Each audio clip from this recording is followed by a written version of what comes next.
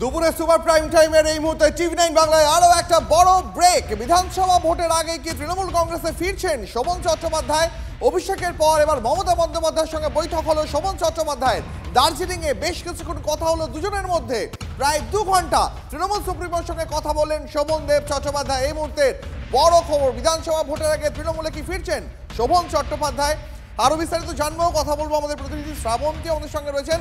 শ্রাবন্তী, প্রথমে অভিষেক, তারপরে মমতা বন্দ্যোপাধ্যায়ের সঙ্গে আজ প্রায় 2 ঘন্টার বৈঠক হলো শোভন চট্টোপাধ্যায়ের। তাহলে কি ধরে নিতে হবে বিধানসভা ভোটে তৃণমূলের প্রার্থী হচ্ছেন শোভন?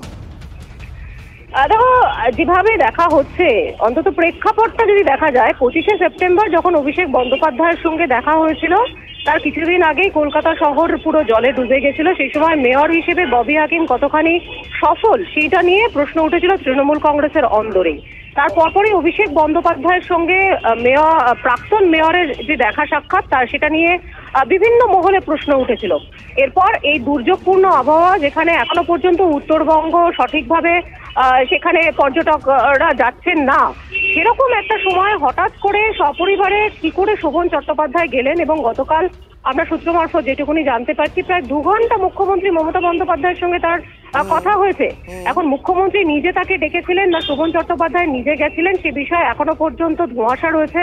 তবে এটুকুনি পরিষ্কার যে এই দেখা সাক্ষাৎ যত বাড়ছে, বিশেষত তৃণমূল কংগ্রেসের সুপ্রিমোর সঙ্গে যখন তার গতকাল 2 ঘন্টা বৈঠক হয়েছে এবং আজকে সকালবেলা কুণাল ঘোষ বিশেষভাবে মন্তব্য করেছেন, তারপরে কিন্তু কিছুটা হলেও অস্বস্তি বাড়ছে বর্তমান মেয়রের।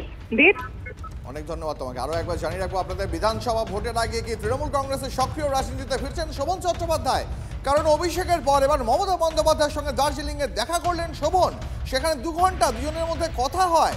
প্রশ্ন এই মুহূর্তে সব থেকে বড়, তাহলে কি বিধানসভা ভোটের আগে তৃণমূলে ফিরছেন শোভন চট্টোপাধ্যায়?